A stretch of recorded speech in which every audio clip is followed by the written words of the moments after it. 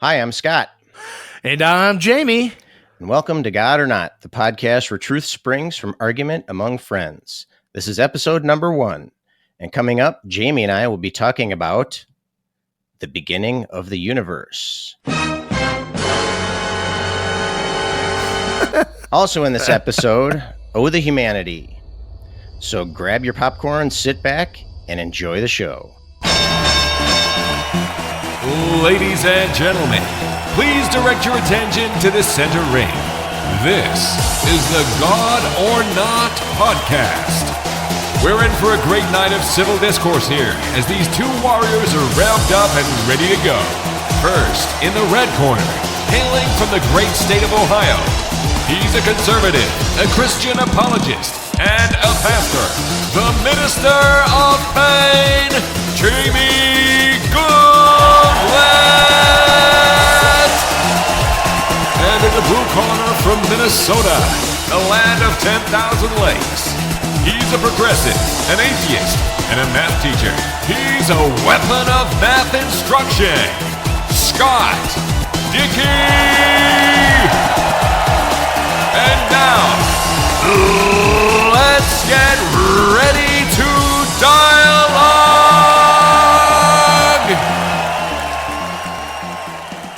All right, here we are, episode 1 of the podcast. 1. Finally. Yeah, so we've been getting ready for this for a while, kind of doing things, redoing things, redoing things, and so on. So what Jamie and I are going to be doing is we're kind of different people. You know, we're alike in many ways, but we're different in some key ways, and those are the things that we personally find interesting. And I don't know, we hope you do too. So basically what we're going to be doing is we're going to be tackling various topics. A lot of them revolving around religion. That's kind of, the idea, the core of the show, but we also have some political differences too. And some other things too that we'll kind of throw in there. So basically the two things that you're not supposed to talk about, right. Politics and religion, right. That's all we're going to talk about. That's it. Not all, but I mean, yeah, the lion's share of what we're going to talk about is stuff that ticks people off. Right. So we're going to be, approaching things from each of our different unique perspectives. And so that's going to be kind of the main gist of the show. And so we'll see how it goes. And for this first episode here, this actually was a topic that we were talking about when we first met online, because we've never. Jamie's in Ohio, I'm in Minnesota, so our paths have never physically crossed, but we met online and we were talking about religion and stuff, and we said, hey, this is kind of interesting for us at least, so maybe it'll be interesting for someone else. Yeah. And God or Not was born. So this first topic then was the first thing that we talked about. It's about the beginning of the universe and about whether or not it is evidence for some sort of a God. And I'm sure that by the end of this discussion, we'll have everything ironed out and we'll have it all figured out and settled. Nobel Prize, here we come. All right, we're ready. So here we go with the beginning of the universe. This is the main event.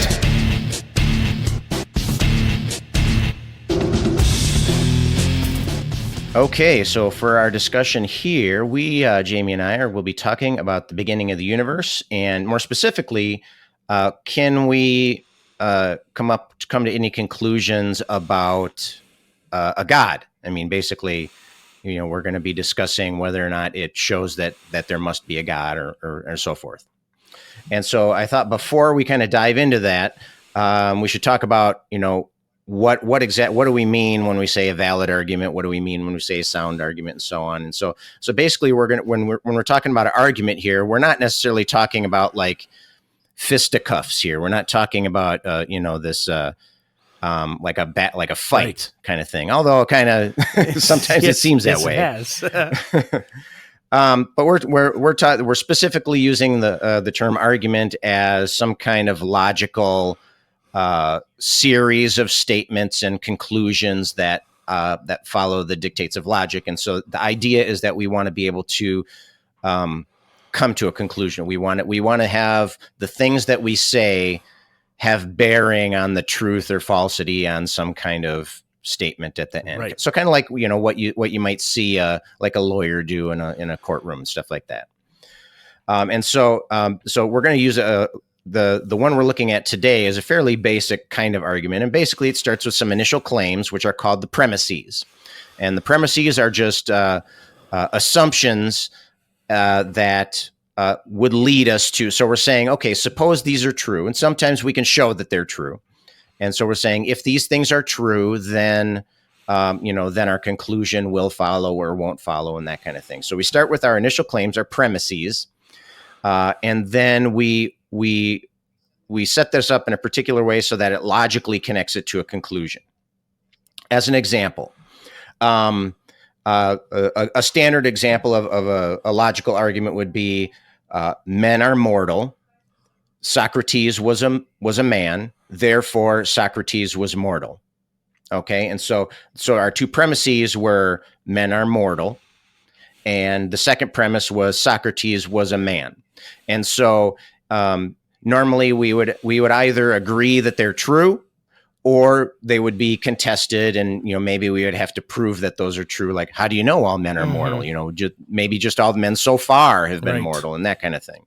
Or how do we know Socrates was a man? Maybe Socrates was Plato's dog, and he just ascribed all some of his. That was pretty good. That was really good. I thought, does he have a dog? And so, and that was good timing on that dog too. That's right. So if we can, so the idea is that if we can show that the premises are true, then if we set up our logic correctly, then the conclusion must be true. And that's what it means for an argument to be valid. It's if the premises are true, then the conclusion must follow. It must also be true.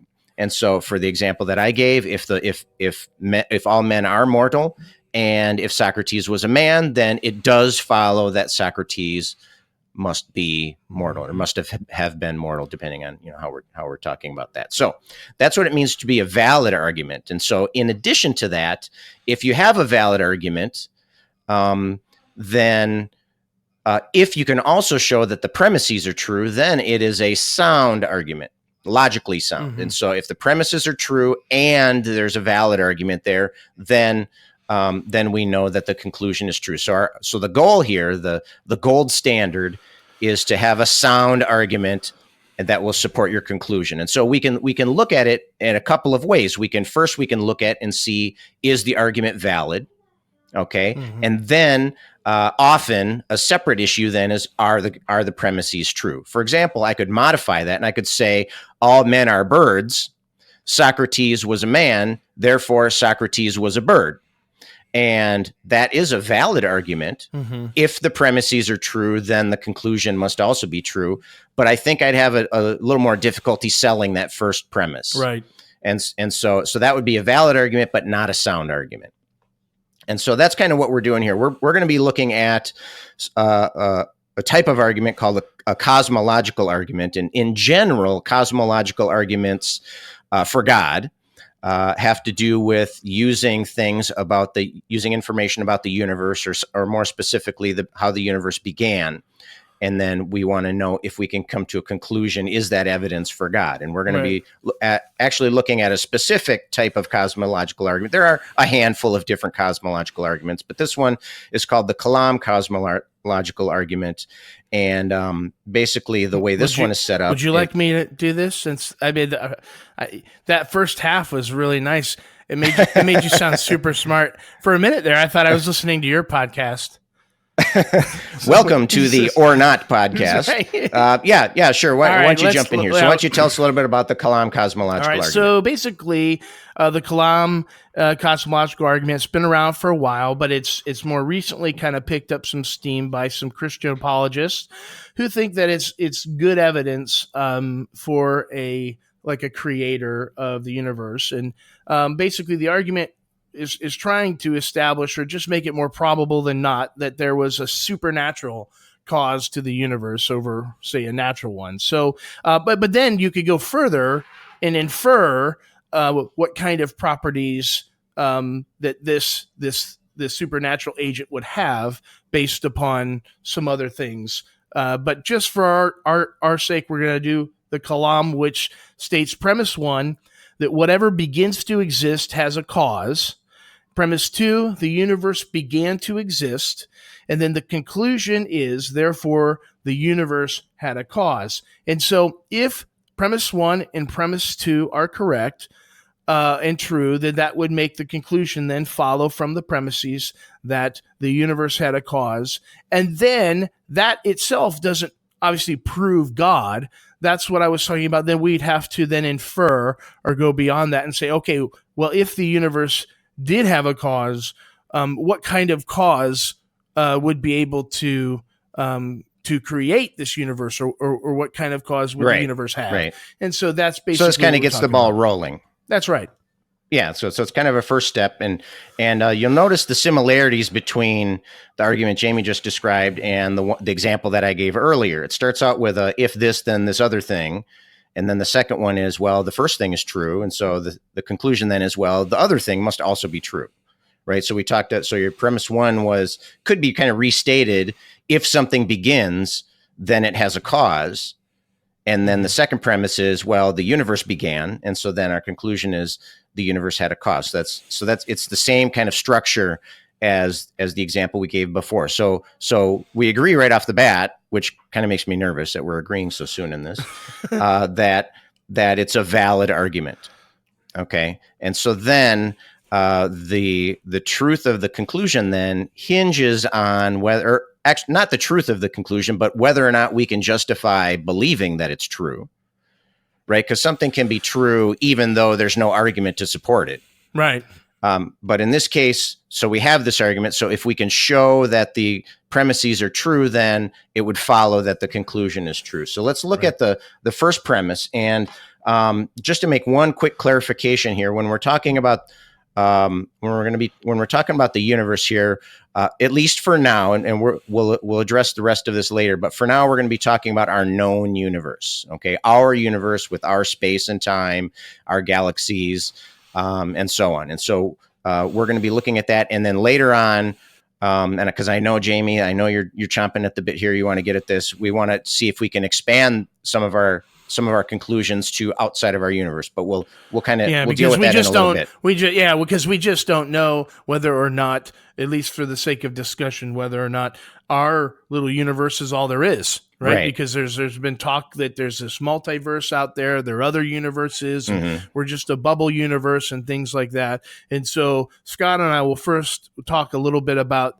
what we know about the universe that we are living in, right? Regardless of whether or not this is the only universe, it may be, but we don't know. We'll talk more about that further in our conversation. And plus, we also don't want to be talking past each other, right? We don't want to be. I talk about one thing and Jamie talks about something else. Right. So anyway, so for the time being, we're talking about just our known universe, and so.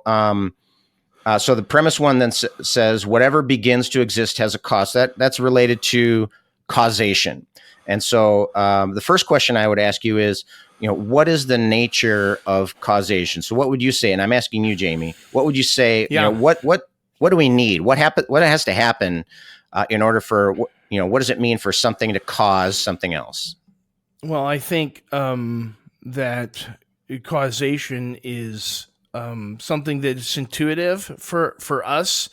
It's something that that we see all the time. So when something happens to something else, there is an agent. And when I say agent, I just mean something that is capable of causing something else or capable of enacting upon something else.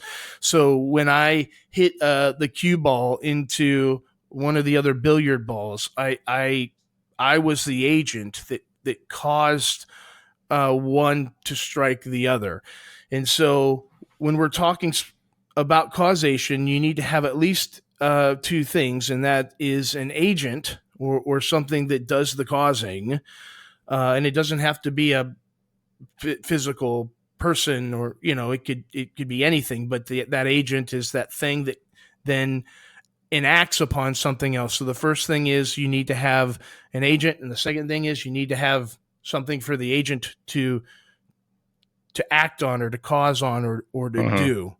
So that would be kind of the general idea of causation. Okay, so just to clarify one thing here is we're not, or maybe I can ask you this. I mean, we're not using the word agent, because very often the word agent, especially like in a philosophical discussion, and we would use the word agent to represent like some kind of being or mind or personality, but that's not what you mean here. No, I just mean anything. Just like a thing. I just use just like something that's causing right, something else. Something, right. And I just used agent because it's just an easy word to represent that thing that enacts upon something else. Right. Yeah. I mean, we've had this discussion before about how, sometimes people use words differently. And my perspective is, okay, it doesn't really matter to me what words we use as long as we're consistent, as long as we understand each other and we're on the same page. So you're saying that we need something that has to do the causing and then something and then some kind of effect. So that is caused, right? Yeah. Right. So are you saying that time is an important factor there, or is that not? Yeah. When we're talking, it kind of depends, but I would say that you would need time in causation. Without time, the question then would be, if you didn't have time, when would something be caused? Okay. Right. So if there was no time, then your question would be, well, when was it caused? If there wasn't time, and you would need space. And what I mean by space is just space, not like outer space, but just space. The idea that if you're going to cause something without space, where would something be caused? Mm-hmm. If there was nowhere for something to be caused, then where would it be caused? And then obviously you would need what we call the efficient cause, or the agent, the primary source that is doing the changing. Mm-hmm.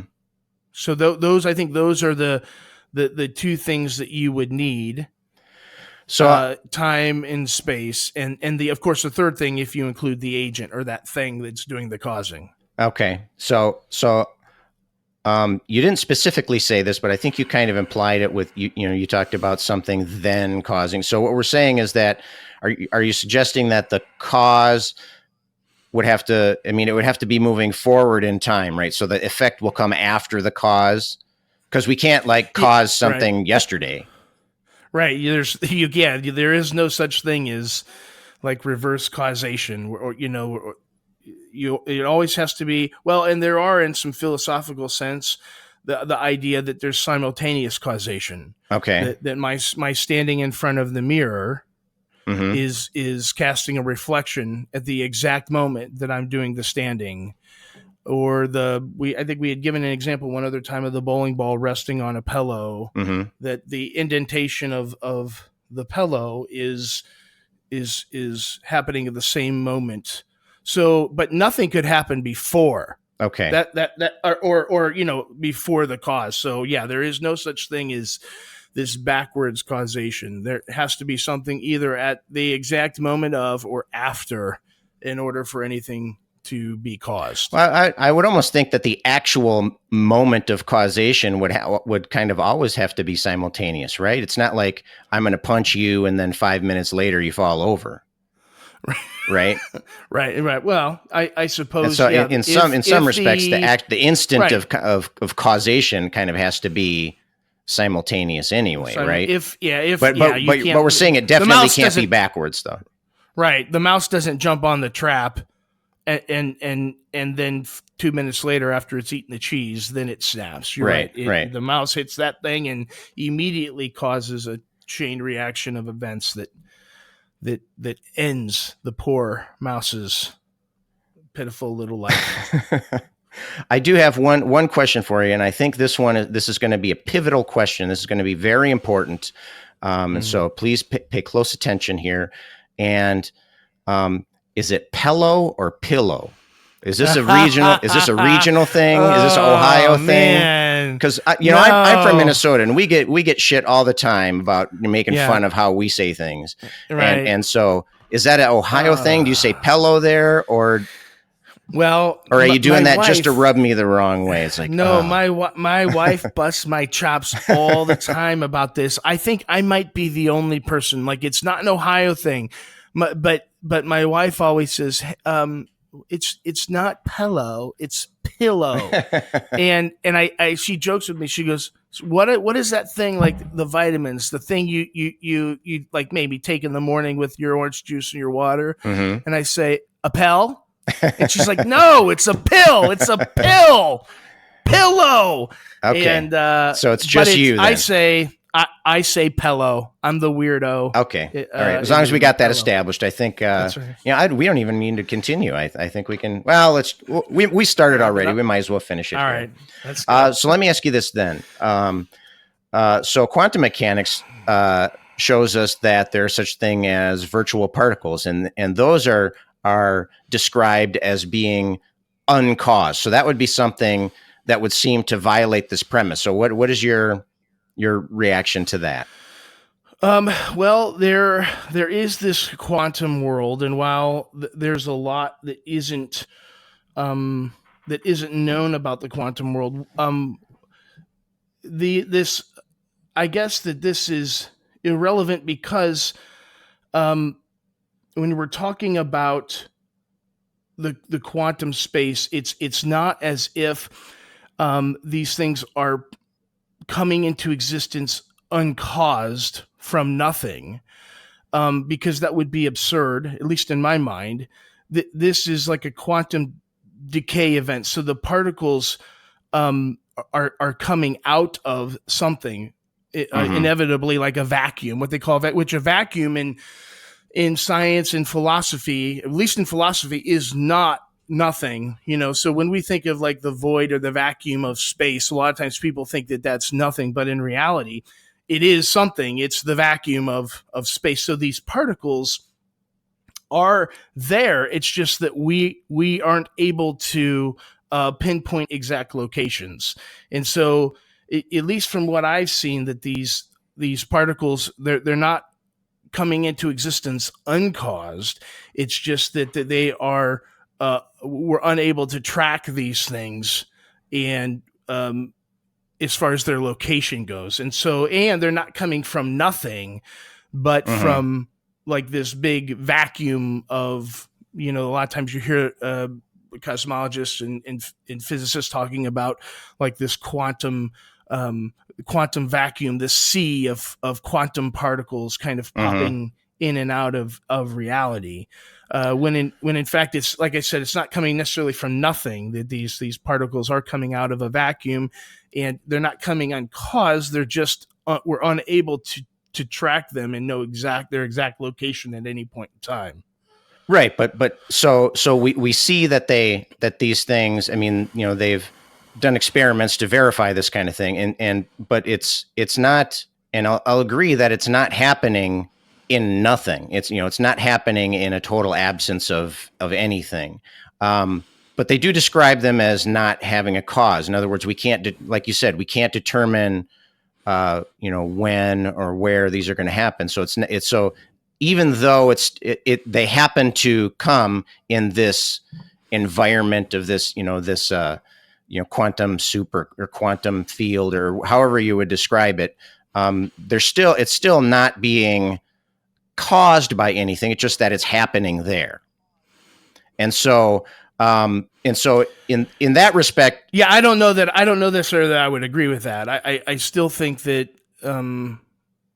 because we're uncertain of exact locations of things, I don't necessarily think they come into existence uncaused. Well, the idea of the causation there is that if we know something is caused by something else, we should be able to determine, like if you know that switching on the light switch turns the light on, we can make that connection between the cause and the effect, and we can produce that cause and effect, and we can observe that cause and effect, and we can, in many ways, measure that cause and effect. And so I think the thing here, though, is that they can't make that connection between what exactly. I mean, we know that where it's happening, but we just don't know what is actually causing this particle, these particles to appear. And so I'm not saying that they're popping out of nothing. What I'm saying is that it seems to, if we're limiting this premise one to merely just talking about the actual causation, at least on the quantum, we don't see anything like this on a larger scale.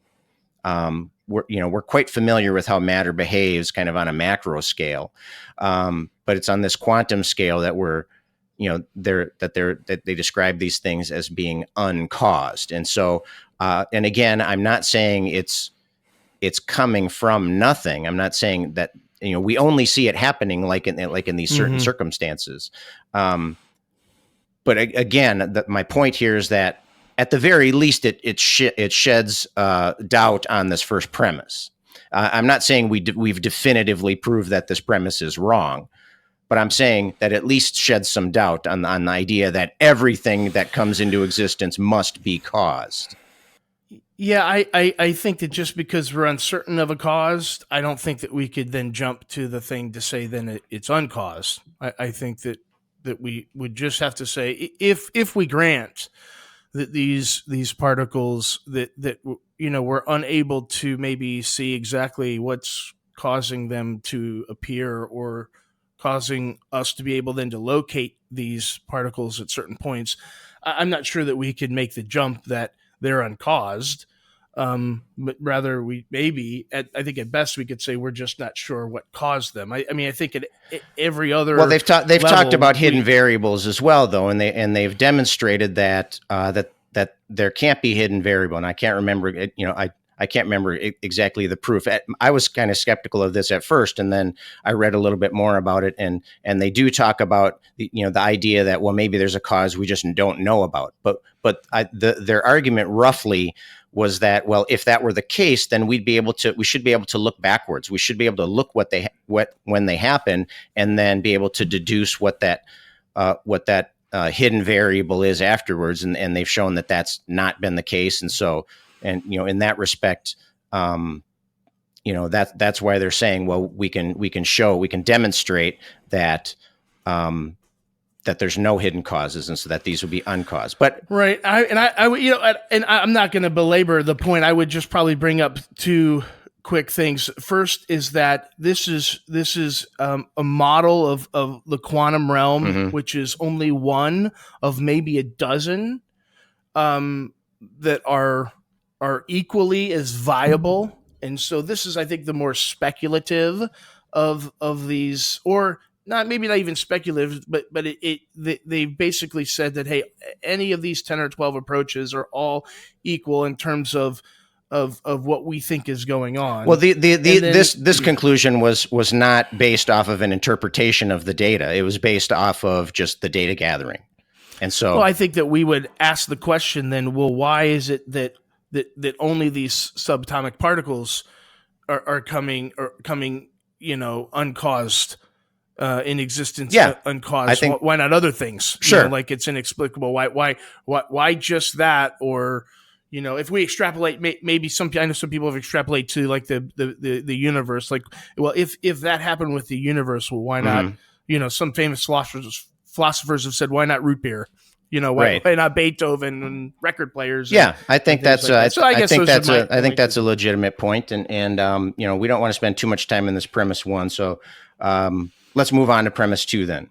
Sounds good. And so premise two said that the universe began to exist, and so I think a big part of that is based off of the Big Bang, and so the idea was that, and in fact, that was the original attraction for the church. Was one of the first proponents of the Big Bang, and in fact, one of the scientists that was involved in developing that idea was George Lemaitre, who is a Catholic priest, and so he was one of the the original developers of this Big Bang theory, and the Pope at the time just kind of said, "Oh, boom, there it is. There's our proof of that God created the universe." Right. And so the idea of the Big Bang is that and they've gotten more sophisticated in their interpretations as they've gathered more evidence and so on. But the idea was that the universe started out very small at some point and has been expanding. And I think in many ways that's not really controversial. And you know, that's pretty well accepted in the science community. There are some holdouts, as there will be for any kind of any kind of theory, scientific or otherwise. And the Big Bang, the equations, they're based on Einstein's general relativity and so on. And the equations really can only go back so far. So those early moments, we can't really say what's happening. And so it's not like, a lot of times you might see a description talking about, that instant, that moment of creation, but the equation, the science itself only kind of brings us back so far. Right. So what would you? It has been labeled on a lot of cosmological models as that instant where we've extrapolated back as far as science can take us, and then they've put a little pin there with a little index card that says "Here be dragons," because there is a lot of mystery surrounding those very early moments of the universe, and so their question is, is this that moment of creation? If we can't extrapolate all the way back, then how do we know? Right. Or is this just a part of a process that the universe has been going throughout all time? Or so there's a lot of questions as to that very, very beginning, or that very instant. So then what does that tell us about this premise too then? Well, I don't think that says. I mean, I do know that in general Big Bang cosmology, the idea was that this inflation of the universe, or an inflationary model, the idea that the universe is inflating, that it, like Scott mentioned, that it started out infinitesimally small. This idea that, and a lot of people have named it what they call a singularity. It's a point of infinite density, and it's everything, space, time, and matter all wrapped up into this tiny little point of infinite density, and then has expanded out or inflated out from that point to now, obviously what we see. And so there are some people who have said that this is the ultimate beginning. And there are some other people that say, well, hold the phone. We can't extrapolate back that far. But I know that we have talked in the past about this BGV theorem. And this was a theorem that was brought about by three cosmologists and physicists, and basically states that if the theorem states that any space-time, which is what we are in, which is on average in a state of expansion, which we are, cannot be eternal in the past, but must have some kind of space-time boundary. And specifically, they're talking about the expansion. And so the V in the BGV theorem, Alexander Vilenkin, well, first let me say the Borda, which is the B in the BGV, he's nowhere to be found. I think he's a recluse and has gone in hiding, or he doesn't want anything to do with extrapolating anything out of his theorem, because I think there's a lot of possible theological implications and things like that you could take out of it. But we know that Guth and Vilenkin have both pontificated on this, and what does this mean for them as far as what they believe. And Alexander Vilenkin has quoted as saying, it is said that an argument is what convinces reasonable men, and a proof is what it takes to convince even an unreasonable man. With the proof now in place, cosmologists can no longer hide behind the possibility of a past eternal universe. There is no escape. They have to face the problem of a cosmic beginning. And so that comes from Alexander Vilenkin. We do know that Alan Guth, who's the G in the BGV, has said some things similar to that in the past, but he has also said some other things which lead me to believe that maybe he doesn't ultimately believe that the Big Bang, or this his theorem, is the beginning of space-time. And so I think that what we're looking at is, I think that we see through some philosophical, but also some scientific things, that I don't believe that the universe could be past eternal.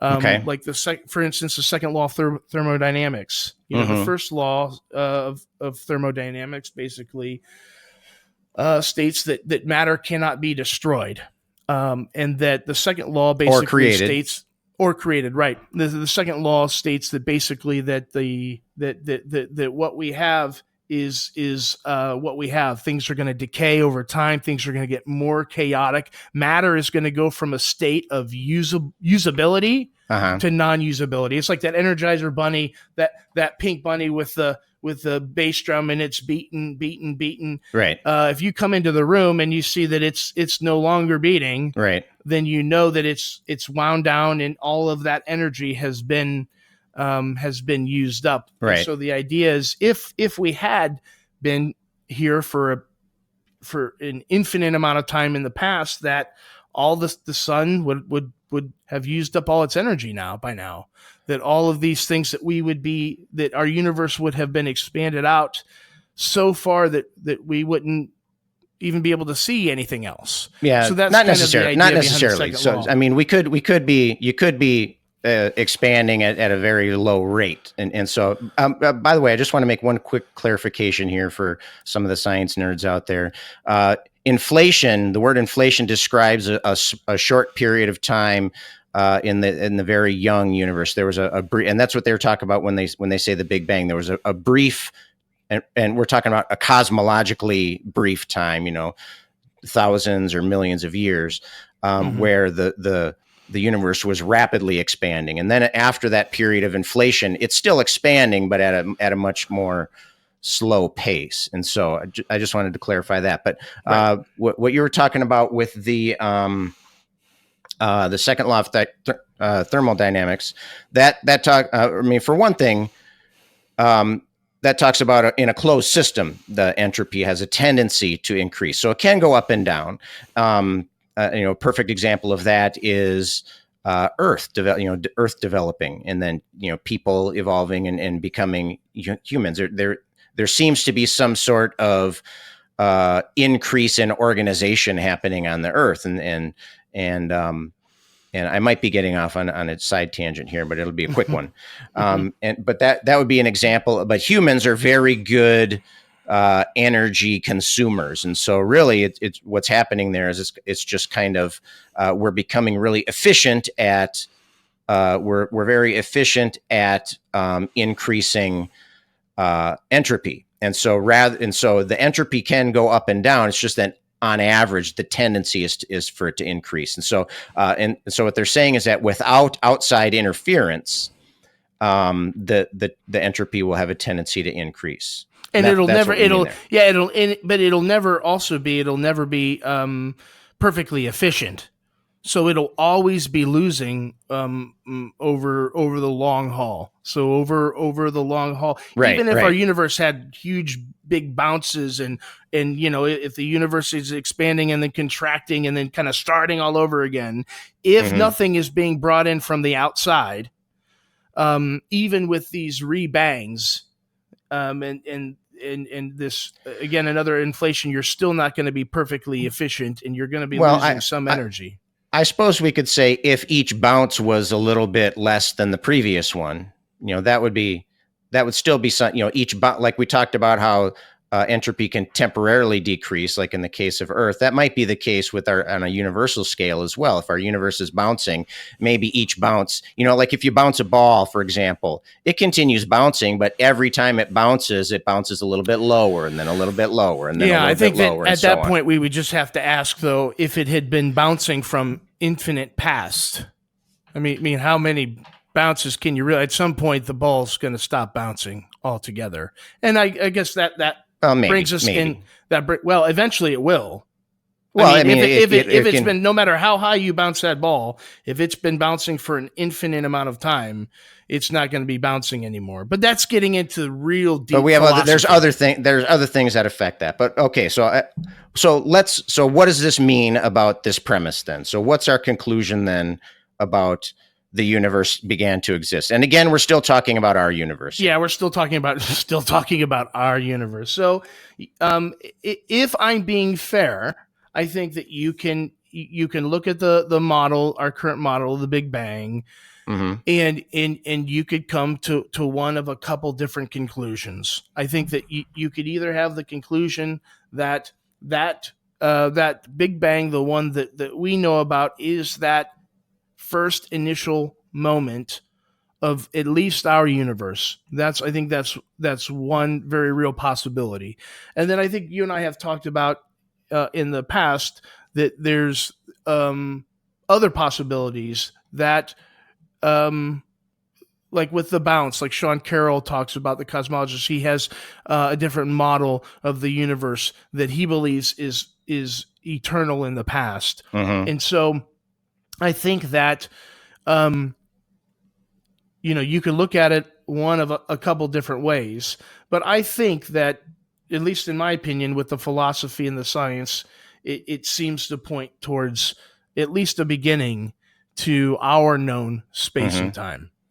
Yeah, I think Sean Carroll's theorem, I can't remember exactly what it's called. I think there was the QET. I think it was the quantum eternal theorem or something like that. And he came to the conclusion from his theorem is that not only is maybe the universe eternal in the past, but that it must be. And I'm just throwing out there, I don't really know anything about the theory. And so I'm not prepared to argue. And so I'm just, you brought it up. So I wanted to at least comment on that.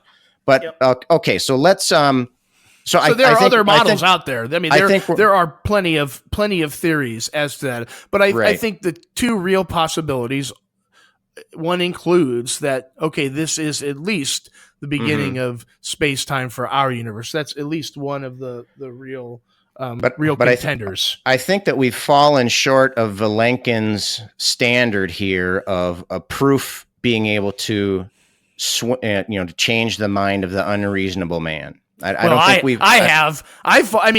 it was, I'm not a cosmologist though, right? I mean, so, right. But, and you have, and I'm trying to be very fair, and you have like Alan Guth from the G in the BGV, or, he's been back and forth, and, and so it is difficult to put your thumb on, but I again, if I'm arguing for my side, at least what I think seems reasonable to me is that seems to be a real possibility. And can we have a Cartesian kind of certainty about anything? Probably not, especially when you're dealing with quantum things, and you're dealing with things obviously on a large scale. These things are so difficult to really iron out. And you know what? I think that no matter how far along we get, we're probably still going to have all kinds of unanswered questions. Well, speaking of that, let's throw in another one here. So how do we make the judgment now? So we're not just talking about our universe here. We're looking at, I mean, you're suggesting that there's one particular type of model of outside of our universe, and that would be God, basically. And I'm suggesting that maybe there's other types of existences, like you've brought up a few, like maybe we're in a bubble universe, so we're like bubbling up in a pot of boiling water, and maybe there's other universes out there, and things like that. And so we're at least considering what might be outside of our universe, outside of our space and our time. And so how can we, so it seems to me that if you want to use this argument to show that there has to be a God, we got to show that there has to be there can't be some, we can't be occurring in some kind of natural environment outside of the universe. So how do you make that jump? How do you make that hyper jump, right? How do you jump from outside into our universe to outside of our universe? So if we're going from what we call the small U, what Scott and I call the small U universe, which is just what we know about right now, what we are in. It might be all there is, and it might not be. But now we're going to jump from that to, well, what if there's something more than what we know about. So now we're jumping to what we call the big U universe, or all of reality. Everything that we can think of, or that can exist, or that we could ever even know about. All of reality, all space, time, and matter. And so, the kind of the idea with the cosmological argument here, the Kalam, kind of the idea is that if all space, time, and matter had some kind of beginning or ultimate beginning, then whatever caused that to be can't be space, time, and matter. Now, I know that I'm assuming that space, time, and matter had a beginning. And I think that we can, in future episodes, and again, you're talking about big U universe, right? And so you're talking about all space, time, and matter. Everything, yeah. Okay. And I know that in the future, we will go into some serious rabbit trail, down some serious into some serious weeds when it has to deal with some of the philosophical arguments behind like a past eternal universe. We definitely get into that. So, and I know I'm making some assumptions here, but if the idea, this is how I make that jump, is that if matter, space, and time cannot be past eternal for certain philosophical and or scientific reasons, and there was a beginning, then whatever caused space, time, and matter can't be made of space, time, and matter. So it has to be spaceless, timeless, and material. And then we'd also say that it has to be extraordinarily powerful in order to create everything that we know exists. And we also say it has to be volitional or willful. It has to make a decision to create. And so when you look at, well, what are some possible players in terms of what are some possible things that could that are outside of space, time, and matter that could cause space, time, and matter? I think we're stuck with two basic options, and that's either numbers, like some kind of like the number 7, or because that would be something that we would say is outside of space, time, and matter in a way, or we would say something like what most people consider to be God, or an unembodied mind. Mm-hmm. And so I think when you look at, say, those two options, I don't think we could rule out the number 7 or any kind of abstract object, because they don't stand in what we call causal relation to anything. They don't, numbers and these abstract objects, they don't cause anything. They can't cause anything. They just are. And so I think that what we're left with is this unembodied mind. So ultimately, again, making some pretty big assumptions, ultimately now we're left with, if time, space, and matter had a beginning, whatever cause, it has to be spaceless, timeless, immaterial, extremely powerful, and volitional. And then we would go on to say, which sounds to us a lot like what people refer to when they say God. Okay. You were on a roll there, so I didn't want to interrupt you. So that was nicely put. I liked that. I mean, that summarized kind of the thinking very well there. So let's rewind a little bit. I want to pick through that a little bit, of course, right? What? And no, yeah, go figure. You're in agreement. You're in agreement. I'm not just buying it whole cloth, believe it or not. Okay.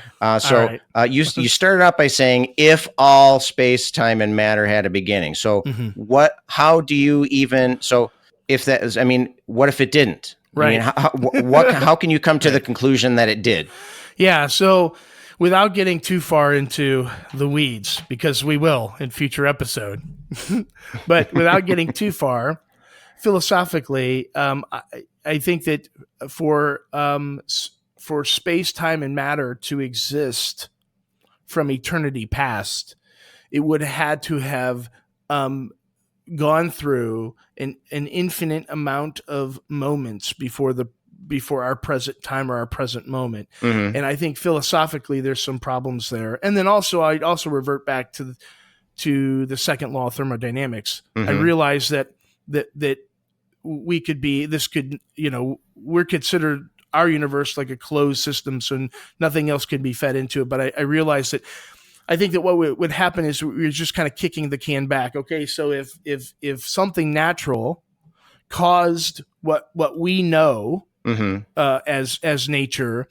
then we ultimately kick the can back and say, okay, well, where did that nature come from? And ultimately, both the naturalist, which is what you are, and the theist or the Christian ultimately we are both looking for the same thing. We are on a quest for the same thing, and that is, what is that one thing that has always existed, that is the creator, and I say creator very loosely. I'm not assuming God here. I'm just saying, what is that one thing that has always existed that has created everything else? It's that what philosophers call, I was with you. That brute fact. I was with you for a while there, and then you went totally off the rails. I would definitely, definitely not say that we agree on that. I mean, we would need to on the brute fact. We would need to have a reason to think that. I mean, I would want to have a reason to believe that there must be some, that first cause or something like that. And then I don't think that case. Well, I don't even mean like a first cause. What I'm saying is if, and again, this is philosophical for me, and I think it's also intuitive. I think that we could understand this. If there was ever a time when absolutely nothing existed, then nothing would still exist now. And what I mean, nothing, I mean the philosophical definition. That's something that we can't demonstrate or can't prove or can't even justify to say, because we've never experienced. We have zero experience with the idea of a nothing. No, I think we have zero experience with the physical idea of nothing, but I think philosophically everybody knows what nothing is. Right, but we've never observed it. We don't know what happens, if anything. I mean, we don't have to. We don't know. We don't have to I don't think we have to physically observe it. I think that we need at least some sort of justification other than just what we think. And also your assumptions are that causation and time and space kind of work the same outside of our universe as they do inside the universe, which of course, that's also something that we have no way of knowing. That is an assumption. I'm just extrapolating from what we know to what we don't know. So that's it. Just seems to me to I think that's how we do science. There are certain laws of logic, certain laws of physics that we, even the scientists, presuppose these things exist and they use them in order to do science. Science can't prove them. Those are brute facts. And so we presuppose that nature is regular and that there are these certain laws that if not interfered with, will have a certain way about them. Well, we presuppose them in order to develop avenues of inquiry to kind of give us a direction. And that's all we're doing here, right? Right, and that's all we're doing here. Okay. I thought we were trying to assess whether or not this gave us a conclusion, and so. Yeah. So if we're just that without certainty, if we're looking to do that without certainty. I'm not. It's too hard. It's too hard to create because I've said in the past, I'm not even certain that we're here talking right now. For all I know, we could be in a matrix. So let's lower the bar a little bit then. So if we're, I guess we're agreeing that this doesn't prove that a God exists. You can't prove. I don't think you could prove anything. I think the only thing that makes the rest of my evening much easier then. Again, and that was, I think at the very beginning I mentioned that that my argument is more probable than not. I'm not looking for Cartesian certainty. Okay, well then let's talk about that then. I think the only thing that you could be certain of is that you exist. Now, whether that's in the matrix or not, who knows? But I think I think we can at least lower the bar to reasonable level of confidence. Right. Okay, and so even then, so how would you say that this even reasonably suggests what you're saying? Well, again, making certain assumptions, like we all do. Right, but are you grounded? Are you reasonably grounded in making those assumptions? Well, I think so for the reasons I listed.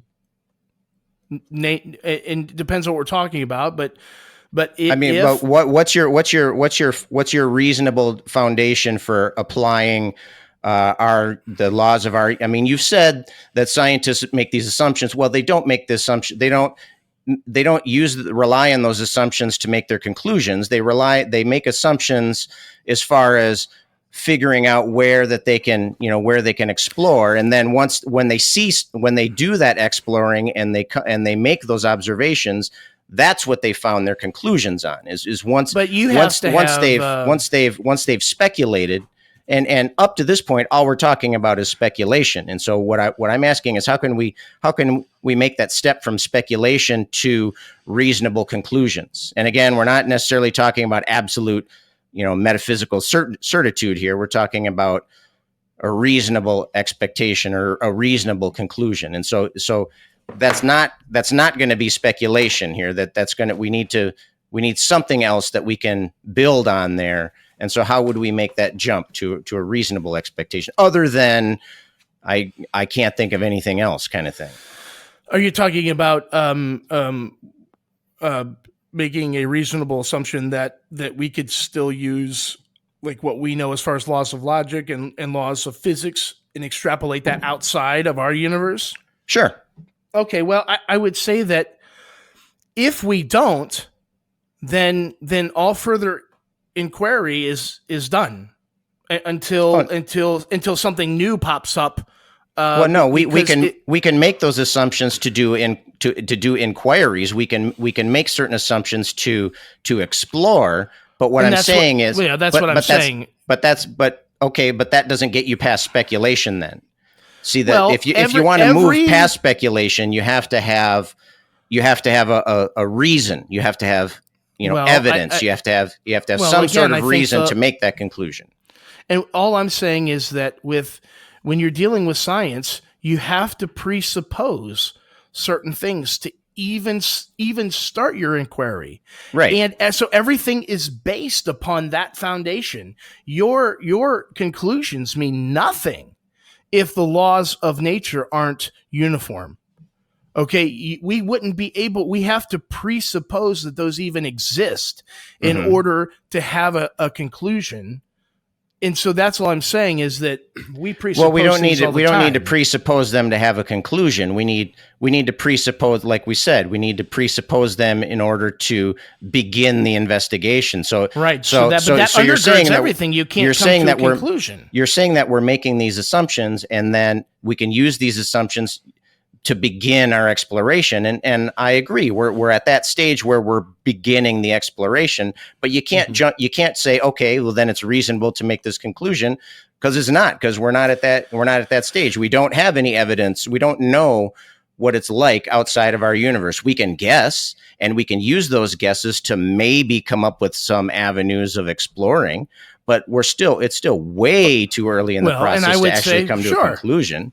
Well, I would say though that that the hypotheses that there's a supernatural cause to the universe is just as easily gotten to, or goes through just as easily as saying that there's some kind of multiverse or something like that. I mean, if we cannot speculate outside of our own universe, then that goes for everything. All methods. No, I said we can speculate. Okay, okay. So what I meant is that no matter what the theory is, then everything is on equal playing field as far as those ground-based assumptions. And so we would have to assume, for instance, if we're talking about some kind of multiverse, we'd have to assume certain things in order to extrapolate that. And if you assume that there's some kind of supernatural, you'd have to assume certain things in order to extrapolate that there's some kind of supernatural cause of the universe. So what I'm saying is that every model or every idea that has anything to do with outside our universe is kind of in the same boat of this idea of speculation. And that's part of what our podcast does. Is we do a lot of speculation. And so I just think that it's a jump that we can make, and we could also make other jumps as well.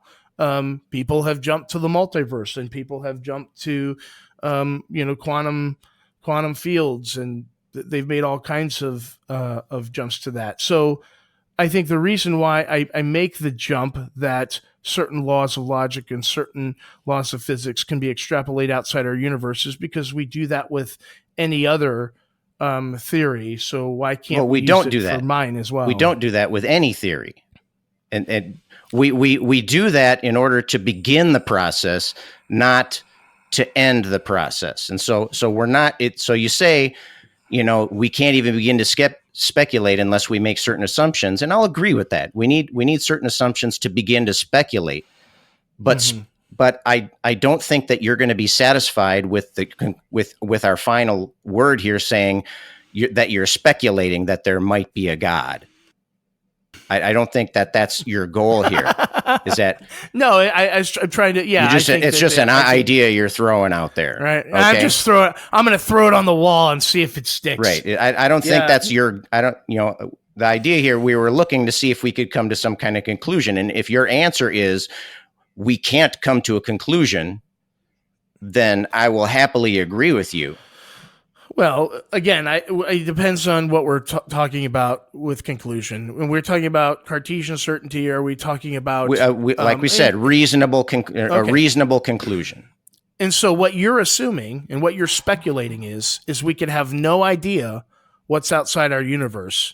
No, that's a fact. Right now, we know nothing about the universe. How do you know? How do you know if you don't know what's out there? How can you know that it doesn't follow the same kind of laws? I didn't say that it did. We can't extrapolate that? Because right now we don't know anything about outside of our universe. We might someday know, but at this stage we don't. We barely scratch the surface on our known universe. And so what I'm saying is that since we don't know anything, we can't make the crucial step from speculation to there's a difference. We're not speculating when we say Socrates is mortal. Right. Okay, that logically follows from things that we either agree on or that we can demonstrate. Right. And so if we agree that men are mortal and we agree that Socrates is a man, it logically follows with reasonable certainty that Socrates is mortal. Okay. And so that's kind of where I don't think, at least from my perspective, I mean, I would be satisfied with the agreement that you're speculating that there's a God. But I don't think that, I don't know. Correct me if I'm wrong. I mean, are you saying that you're speculating, or are you saying that you feel justified in that conclusion? No, I'm saying I feel justified in that conclusion under those certain assumptions. But then I'm also saying, though, that we use those assumptions when we begin any kind of inquiry. And so all I'm asking for is a level playing field. You're at the speculating stage then. Well, how did you get to the reasonable conclusion then from this? So you use the assumptions to begin your speculation, right? So we're assuming that the laws of nature. So to get from the speculating to reasonable conclusion, right, you can't rely on those assumptions anymore. You have to demonstrate that the assumptions are true to a reasonable level of certainty, and that is something that we can't do. I mean, I agree that we're speculating. I mean, we can speculate all day. We can speculate that I farted the universe out yesterday. Okay. Now, whether or not we think that's you like that one? I did. Now, whether or not that's a reasonable conclusion depends on how well I can go beyond speculating. Right. Well, if you start out with the assumption that we can't know anything outside of our universe, that we cannot extrapolate what we know. And all I'm doing is making, I think, a reasonable jump from saying, okay, let's take what we know and what we understand in our universe. Let's apply that to outside of our universe and see what we come up with. People are doing that. So why do you think that that's a reasonable jump? Well, because it's used in every other assumption outside to speculate. Well, right. Well, and so, but you're saying you're not speculating. No, So why is your situation different than everyone else? Well, I'm not saying that my situation is different than anything else. Of course, I've said from the beginning that the case for God is a cumulative one, and that you can't just take. So are you speculating or not? Define speculation. Just kind of guessing. No, I am inquiring as to the possible cause of the universe Uh-huh. based upon what we know. If I can't use the laws of logic and the laws of nature as we know them now, if I within can't, our if I universe, if I, and right, which well, you can't, and you say if I can't, then I'll remind you that you can't. I mean, you can Well, you and- can and of you course, can to begin to look, but you can't if you're going to make a conclusion. And of course, we're also speculating that there is anything outside of our universe. Okay. So, I mean, again, I think we're both in the same boat as far as this goes, and I think we agree. end up ultimately with I think we ultimately end up with a dead end Mhm. in this particular.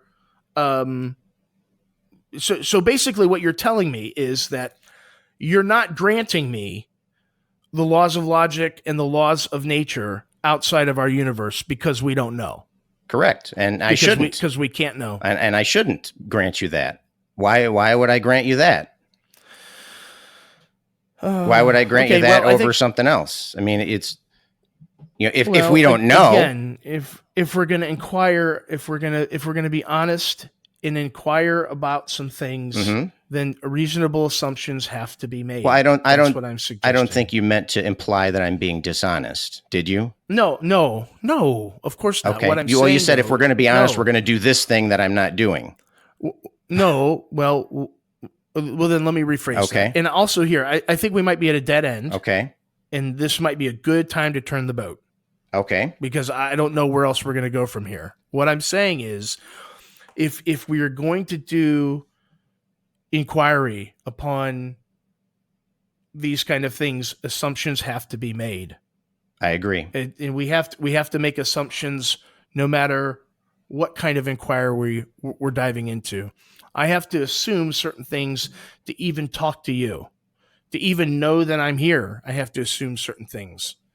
So those presuppositions, or those things that ground our ideas, those are all things that we have in common, that we share, that we presuppose in order to do any kind of inquiry.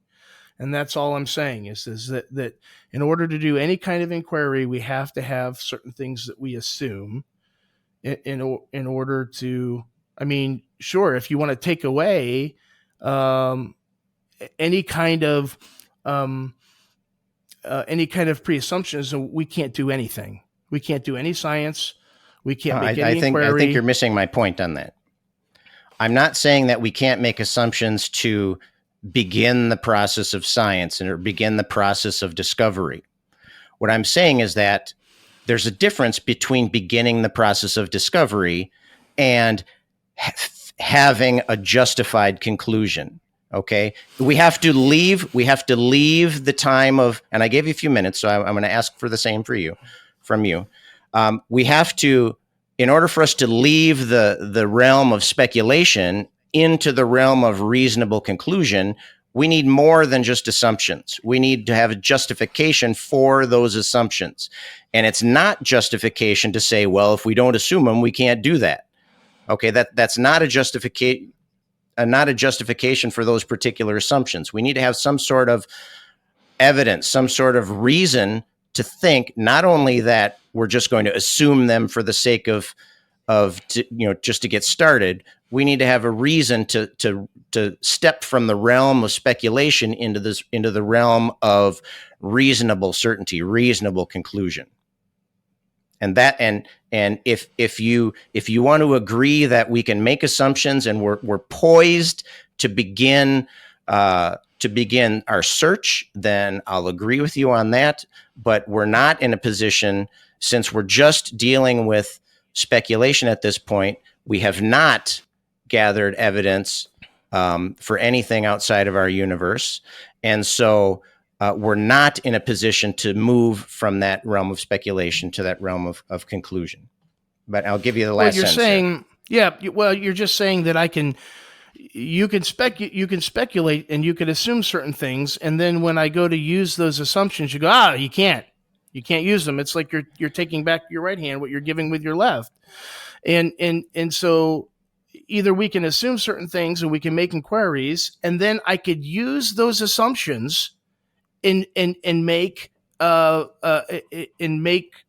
certain claims that are justifiable, or you can't. I think you have to have those assumptions in order to even justify claims. In order for me to justify certain things like that if I throw the ball, that it's going to fall, I have to assume certain things. And so I think that all I'm trying to say is that if we're going to assume certain things, it's across the board. We have to have those in order to make justified claims. It's not like you could start, and then after you use them, you can move on and you don't need them anymore. Now you can justify things without those. Those are the bedrock. They're the foundation. They'll always be there. You cannot take them away.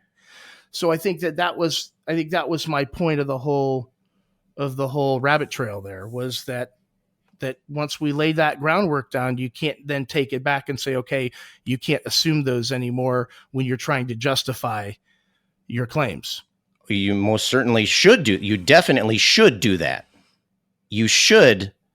Okay, you should not be leaning on assumptions. You should be leaning on what have become justified. An assumption is just something you say, okay, for sake of example, for a sake of argument, let's assume this. Okay. And so in order to move from speculation to not speculation, you can't just be assuming those things anymore. Right. So what I would say then is if so, the things that I would use to justify that would be totally different. So if we're going to assume the laws of logic and the laws, if those are those speculations, those assumptions we're making, then I would use different philosophical arguments and different scientific arguments to show that the past can't be eternal, and that causation only goes one way, and that matter cannot cause itself to be, and that there always had to be a time when something existed, because if nothing existed before, then nothing would exist now. Those are the kind of arguments I would make based upon those general assumptions that are presupposed by everybody. Mm-hmm. Okay, let's wrap it up here. So we're gonna. I know this will shock you. Let's see if we can do a 2-minute summary for each of us, and I will give you the option. Would you like me to go first, or would you like to go first? You're giving me the option. Yep. Why don't you go first? Okay. So 2 minutes then. You can time me if you want. So go. So what I'm saying is that, to me, it seems like we started out with we agreed that it was a valid argument. And so the entire process rested on whether or not we could justify these premises. And so, I showed that the premises are at best shaky. Okay, are at best shaky. We're not certain about the premises. We can't show that they're universal, that they're rock solid. But we could move on though to then, even if we can show that our little u universe, our local universe, did in fact have a beginning. We still have that outside of our universe. There could be something out there that caused it. You talked about the second law of thermodynamics, and the second law of thermodynamics has to do with a closed system. Okay, so, but if we're adding energy to that system, then that throws things out of whack. And we talked about, okay, so now we need to make the jump to the bigger argument, to the bigger universe, or to the big U universe, to all reality. And you talk about, well, we need to make assumptions in order to make speculations. And I agreed. We do need to make assumptions in order to make speculations. But we need more than assumptions if we want to make the move from speculation to reasonable conclusion. And you haven't given anything as far as how we can make that transition from assumptions to reasonable conclusions. You say, well, we need to do the assumptions. Well, yeah, we need to do the assumptions to get going, to begin our exploration. But we need more than that if we want to make conclusions. If we're making conclusions based off of the same stuff we make a speculation off of, then our conclusions will have no more weight than speculations would. And I think that's about my 2 minutes.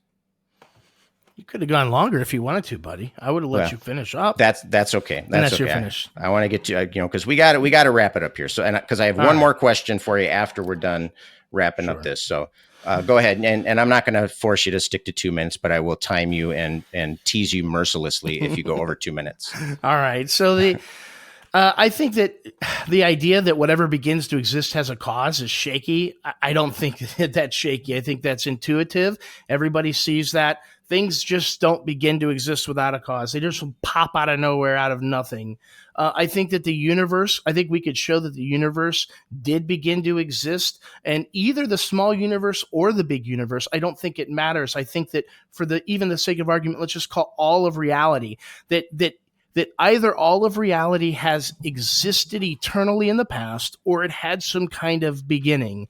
And I think that philosophically we could show that all of reality cannot traverse or cannot go through moment after moment after moment and come here if it's infinite in the past. And so I think that we can show that whatever begins to exist does have a cause. I can't name anything that doesn't. I think the quantum realm is something that we can show that it's just we're unable to locate certain things doesn't mean they don't have a cause. And I think our universe did begin to exist. I think, yes, thermodynamics is under a closed system. However, we just kick the can back then and say, well, but what about this closed system? And if that's open, then what about that? I think ultimately it's just a giant game of kicking the can back to ultimately finding out what is that first thing, what is that one thing that caused everything else to exist? Because I think there has to be something, because if out of nothing, nothing comes. And so if there was ever a time when nothing existed, nothing would still exist today. And if the universe had a beginning, the universe is made of space, time, and matter, then space, time, and matter can't cause itself. That means that whatever caused reality to exist has to be spaceless, timeless, immaterial, extremely powerful, willful, or volitional. And to me, that sounds an awful lot like God. All right. Done. Okay. Yeah. Excellent. Was that 2 minutes? Come on, baby. I wasn't timing you. I wasn't timing. Darn. I think it was, though. I think it was. Okay. So I have one last question for you here. And I maybe should have asked you this first. Okay. So you're using this supposedly, if we're using this for evidence of a God, is it fair for us to assume that God is a possible cause here? Because we know that I don't know. If God doesn't exist, God can't be the cause, right? Would you agree with that? Yeah. Correct. Okay. So if God doesn't exist, then God can't be the cause. So if we're trying to make an argument that God exists, but in order for us to make that argument, we have to assume God exists. Because we have to assume God in order for you to propose, here's a possible solution to this, to this conundrum, God. Well, okay, but we can only do that if we're already assuming God exists. So how do you get out of that circular argument? Well, I don't think it's circular because. Okay, we're going to interrupt this discussion right here. This idea that this argument is circular, that's going to actually come up in several of the later discussions. And so we decided to separate it, and we'll record that as a separate episode. So watch for that in future episodes. All right, that was the beginning of the universe in a nutshell. And so what we're going to do now is each of these episodes that we produce are going to have a main discussion like we just had. And then we're also going to have some extra bits too, just to kind of mix it up a little bit and change the pace. And these are going to be extra topics. They might be discussion based. They might be just one of us talking about a subject. They might be, we might be throwing some surprises at each other, or we'll, just do something a little bit different. And these other little bits will be a little bit shorter. And so this first one is an example of, I'm going to talk about something called cognitive dissonance. And I'll talk about that once we get into it. But so this next bit is going to be, it's called Oh, the Humanity. And the Oh, the Humanity category, or whatever you want to call it. The Oh, the Humanity bits are going to be things that we all have in common. Us as human beings, things that we all have to deal with. And so I think part of what we wanted to do, and Jamie, you can, chime in here if you agree or disagree, but I think part of what we wanted to do is not only focus on where we differ, where we disagree, but also there's lots of things that we agree on, and there's lots of things, shared experience and that kind of thing. So I think part of it is going to be finding some common ground. And, that's part of what the the Humanity bits are going to be about, is things that we could do. Is that all you're going to add there, is just a yeah? Yeah. Okay. All right. All right. So let's get into the O of the humanity. Oh, the humanity.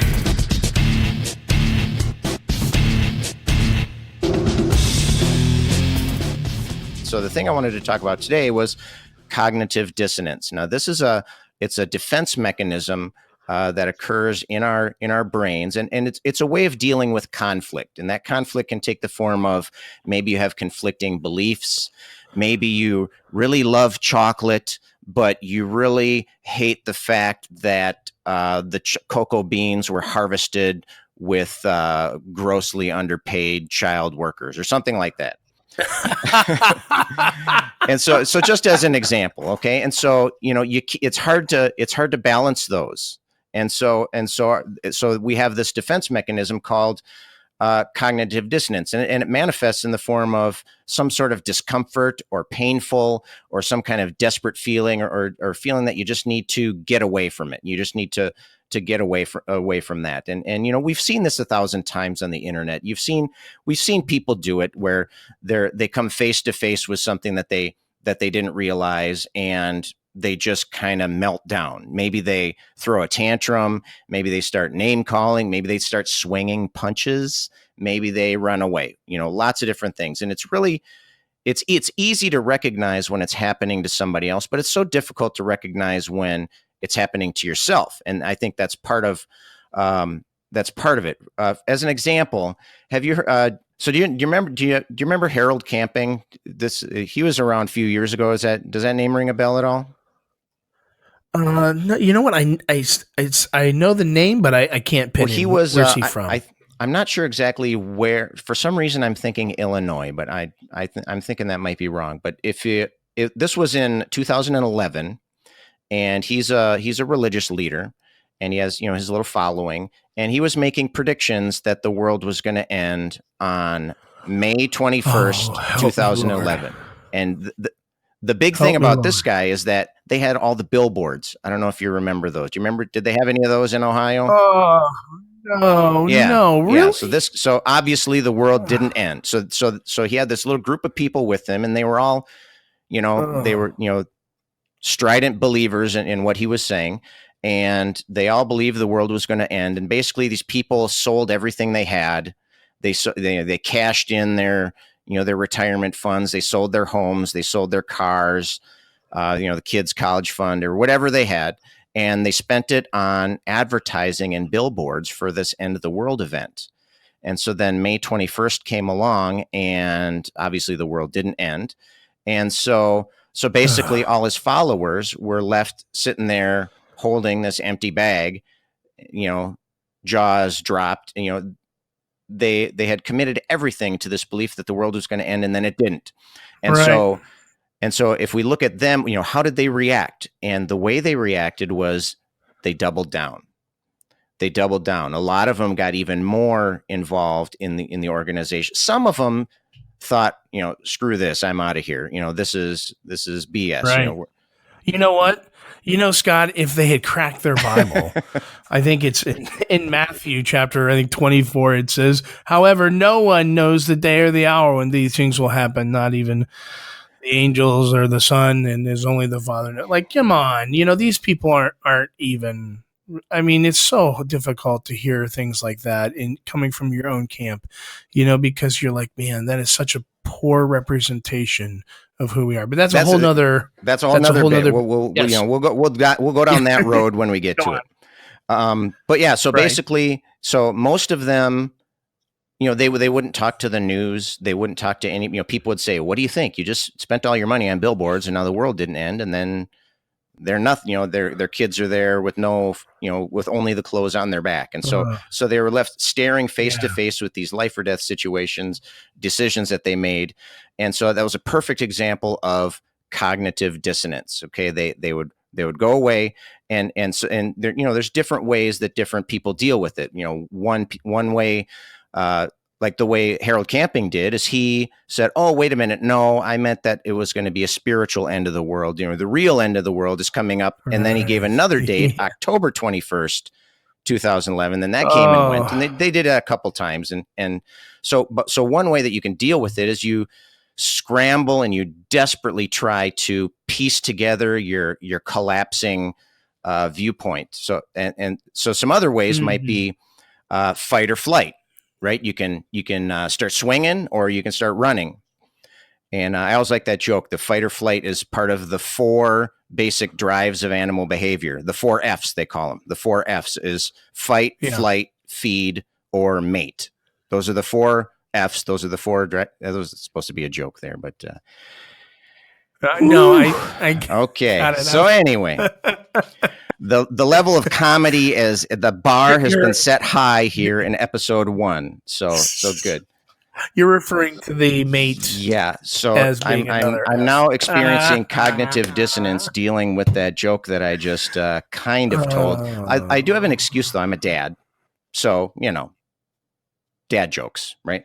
What? Wait, what? Dad jokes. Oh, yeah. Okay, dad jokes. I got it. Yeah, right. So I'm guilty. So you can look for new information. You can fight or flight. The hardest way, of course, to deal with is to do actual change. Right. But just to show that I'm willing to put my money where my mouth is. It's not just all about these religious cults and so on. I myself have a story that I can share with my own experience with cognitive dissonance. Do you want to hear it? I would love to. Okay. I'm sure it's not a huge surprise to you, being a liberal, left-leaning, crazy person in Minnesota, that I was a big fan of Al Franken. I still am a big fan of Al Franken. Yeah. And I was actually, he was my number 1 pick for the next president. I was really hoping that he'd run for president. I thought I still think that he was an excellent senator. I loved listening to his arguments. I thought he could, but anyway, big fan. And then of course came the accusations of sexual misconduct. And so as soon as I heard about that, I had this amazing idea. This popped into my mind. I was like, I'm about to experience cognitive dissonance. So what I'm going to do is I'm going to step back and I'm going to watch it happen to myself. And so I did. I did a little experiment. And so I tried avoid I gave myself a couple of days to just, get to a calm state. So I didn't read any stories or anything like that. And then I thought, okay, let's open the internet and let's see what it has to say. And so I was gonna kind of observe myself and see what happened. And it happened, and I could feel it. I could physically feel the discomfort. I could feel my chest being crushed. I noticed that I had this desperate urge to get away. I just wanted to scroll. I wanted to keep scrolling. No, I don't want to see that headline. I want to keep moving, but I forced myself to look at it.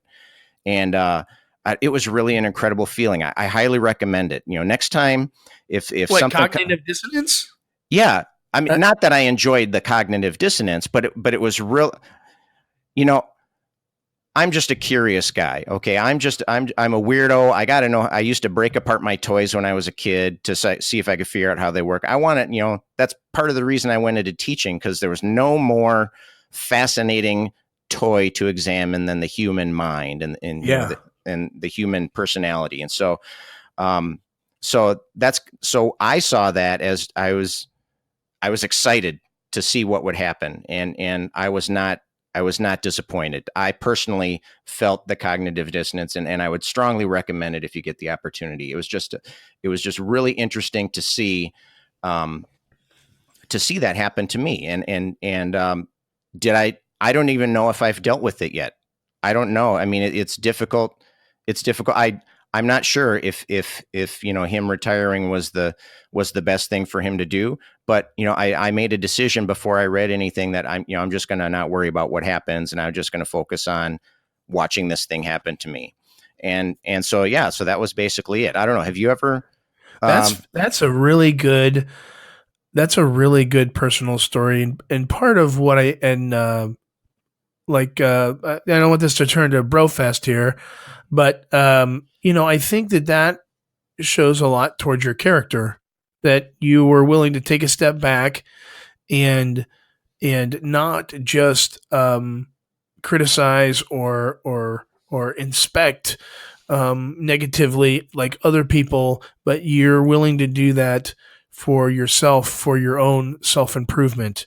And so I think that says a lot to your character. I think it takes a lot of just a lot of strong will to be able to see that coming, see that train coming, and stand your ground, and to see it actually happening. But I think too that probably makes you much more aware, because you've experienced that, much more aware of it happening in the future, wouldn't you say? Well, I don't know. I'd hope so. I mean, that was kind of the goal, is I wanted to learn about myself. But I think, I mean, I appreciate those things that you said, but I would say that, maybe it either shows my character or it shows that I'm a sick, twisted individual, or both. Or a little from column A and a little from column B. Maybe that's it. Maybe that's it. I think that's good. I think that's really good. We both have to be in a position where we could look at our views honestly. Definitely. And when something, I mean, listen, I experience that all the time in Christendom. People could drag the bones of Jesus out, and they're tested, and I don't know how you'd even do that, but let's just say you would still have people saying, no, Jesus, so join us next time for Scott Drags Out the Bones of Jesus. And Jamie has his cognitive dissonance experience right then and there on the air, live, ladies and gentlemen. Live. We're going to do video too of that. Right. Oh, that would be interesting. That would be sad. That would be sad. I couldn't do that. Man, I don't even think about it. That's horrible. Move on. Why did you bring that up? Wait, I brought that up. Why did I bring that up? And that about wraps it up for episode number 1. Please send us your ideas, questions, and comments to email@godornotpodcast.com. If you'd like to know more about the topics covered in this episode, Scott recommends The Grand Design by Stephen Hawking. I think it's a really interesting book. It's geared towards a general audience, so it's not super thick on the science, and there is a glossary at the back, and so that you can look things up if you need to. But it talks about the beginning of the universe and current theories and et cetera, et cetera. So it's it's The Grand Design by Stephen Hawking and Leonard Mlodinow, or however you pronounce that name. Anyway, Jamie, what do you got? What do you got for us here? You recommend a book for us? Yeah, I have God's Crime Scene by a guy named J. Warner Wallace. He's was a homicide cold case detective, former atheist. This book is middle of the road. I would definitely recommend it to anyone interested in cosmology. He basically goes through about 8 different pieces of what he calls critical evidence in what he calls the crime scene, which is the universe. And he makes a case that you could look at the universe as a crime scene and actually pick out about 8 to 10 different bits of evidence that point to God as being creator or designer of the universe. So it's a pretty good book, and it's a pretty easy read. Cool. All right. Well, thanks everyone for joining us. We hope you'll be back with us next time when Jamie and I will be talking about morality. Until then, this is your dialectic duo reminding you to talk to each other. See ya. This has been the God or Not podcast. Send your questions or comments to email@godornotpodcast.com. If you'd like to support the show or grab some God or Not gear, please visit the website at www.godornotpodcast.com. Thanks for listening.